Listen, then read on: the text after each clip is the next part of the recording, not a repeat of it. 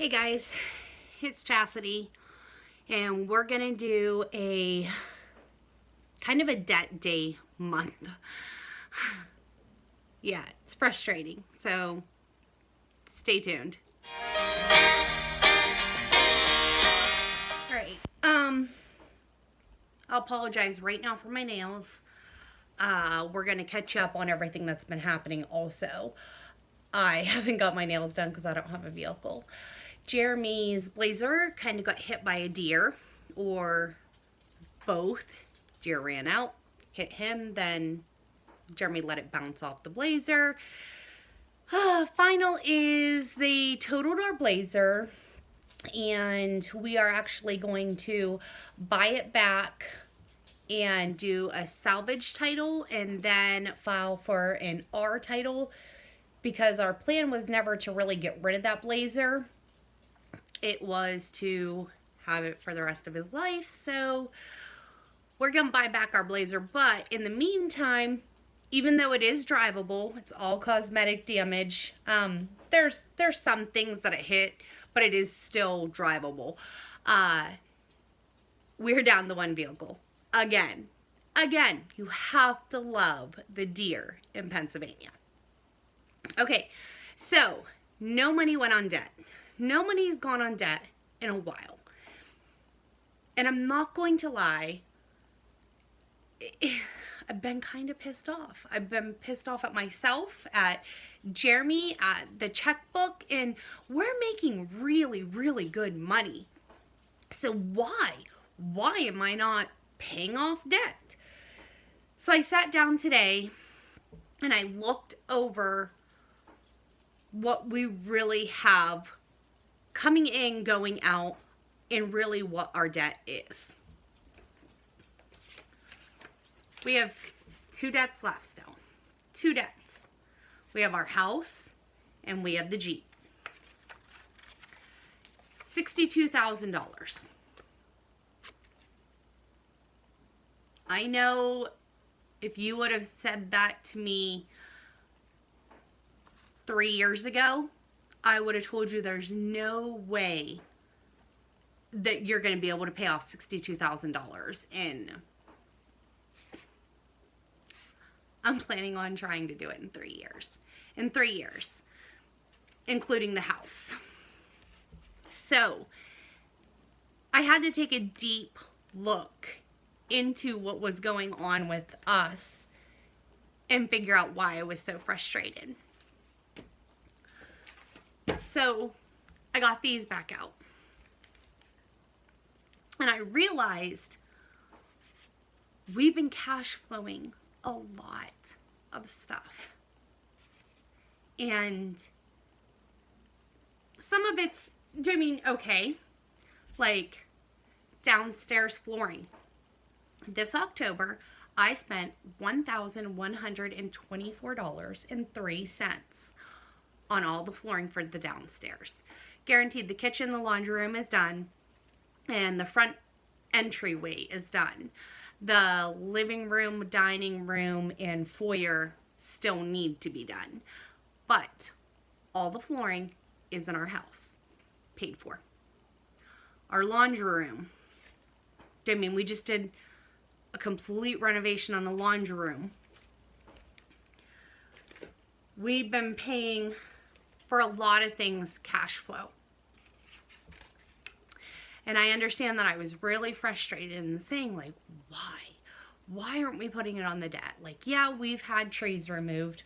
Yes, we've done the flooring, we've done the kitchen, we've done the laundry room, and that's what I've wanted done for a long, long time. So why am I so frustrated? So I sat down and I figured it out. We're cash flowing a lot. And yeah, it's kind of worth it. But this card that I'm holding in my hand is way worth it. Autumn decided to do dual enrollment, which is take a college class while she's still a senior in high school. And you can take more than one college class. But being that she was just starting out, we just told her to take the one. You still have to pay for it. Her Penn State bill came this month. I paid it in full. I wrote a check out for $948 even and paid it in full. We did. Jeremy and I did. Guaranteed, we've told our children that we were never going to pay for college. And the reason being is we wanted them to understand the value of the education, to really not be foolish and just go to college just to go to college, but to understand how much they were paying for something. And our kids really do. And it's because we've taught them that. It's not expected of us.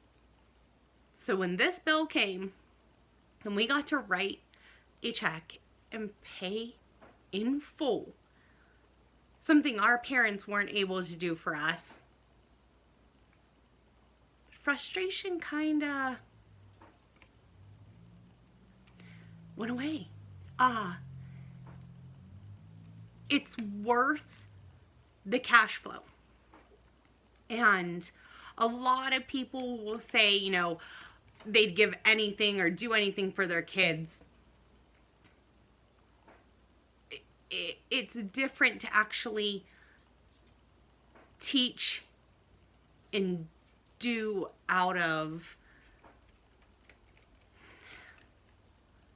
it's not even a lesson learned for them. It's kind of a lesson learned for you guys.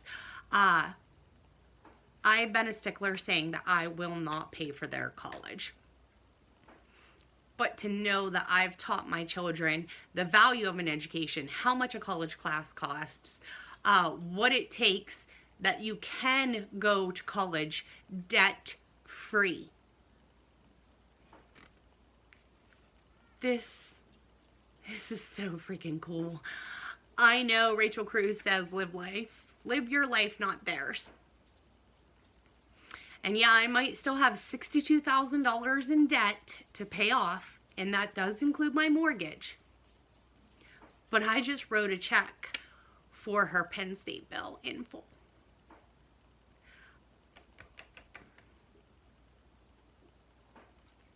Don't beat yourself up. Remember what you're cash flowing. Please stay on track and don't get frustrated, because I'll tell you what, before I sat down this morning to do this, I was mad. And you guys know the Debtday paychecks aren't really going to Debtday paychecks. It's frustrating. It's disheartening. It pisses you freaking off that you're making this much money, but you're not seeing these two cards go away. I've had these two cards all year. And yes, I understand they are big cards. Like, they're not little. They're not, I think the first one we paid off was $322.90. And that seemed big. That seemed huge. And that was back in 2016. I never thought I'd be able to pay off a credit card that was $322.90. Now I'm staring like $18,000 down. And here's the deal. I'm done. I'm done making excuses. I'm done trying to cash flow. I've figured out the budget to where even when we're just living off Jeremy's paycheck, I'm going to stop cash flowing things with my check. I need your guys' help. I have to stop cash flowing things with my check, because then guess what? It's a cash flow check. It's not a Debtday paycheck. And I need to be held accountable. I need you guys to help me. So I've redone the budget. I've taken Jeremy's check. Jeremy's check is just for the budget. We live off his check. I have taken it down some more, of course, and I've actually made it so we have like hopefully $500 every pay of his that could possibly be cash flow money, pick up the extra expenses like yearbooks, like announcements. We just bought Autumn's announcements. That was roughly, I think, $273 for her cap, her gown, her announcements, you know, the whole package deal. And yeah, we did spend a lot more than we probably, actually, we spent a lot more than we should have. We could have just got a cap and gown for what, $42, I think. I only get, well, I have 2 kids, but we only get this one chance with her. And we've chosen to put our kids ahead of us. And that's okay, because they're borrowed. We're borrowing them. And while we have them, I'm going to enjoy it and try to do as much as I possibly can without spoiling them. And my kids are not spoiled. Okay, so here's the deal. I'm going to try to take I'm not going to try. I'm going to take my paycheck, and it is going on debt. And Jeremy's extra money from his paycheck after the budget should be $500. Should be $500. That can be cash flow money, because we are going to take my check and we are going to put it on this debt. And this debt is going to be gone October of next year. $18,624.98 I'm going to pay off in less than, hopefully, stick with me guys and make sure I'm doing this, 12 months. 12 months. If you guys need to be held accountable, put your smallest debt in the comments. Put your smallest, I don't care if it's $15. If it's, $60,000, put your smallest debt in the comments and put a time mark. Put 12 months. I'm going to have it paid off in, 5 weeks. Let's do this for each other, because without people standing beside you and helping you, it's a lot harder to do this. You are not alone. You can do this. And I'm going to do it. And you guys are going to help me. You guys are going to help us do this. So, Debtday paycheck, nothing went on the debt. I paid a Penn State bill in full. I bought senior announcements and the cap and gown for my daughter. And we're talking about 2 paychecks, so I spent $948 on Penn State. I spent $1,124.03 on downstairs flooring. And I spent another $273 on announcements, cap and gown. That's where the money went. Now, hopefully, that will be the last time you guys catch me cash flowing things out of my paycheck. It is now going to be the Debtday paycheck.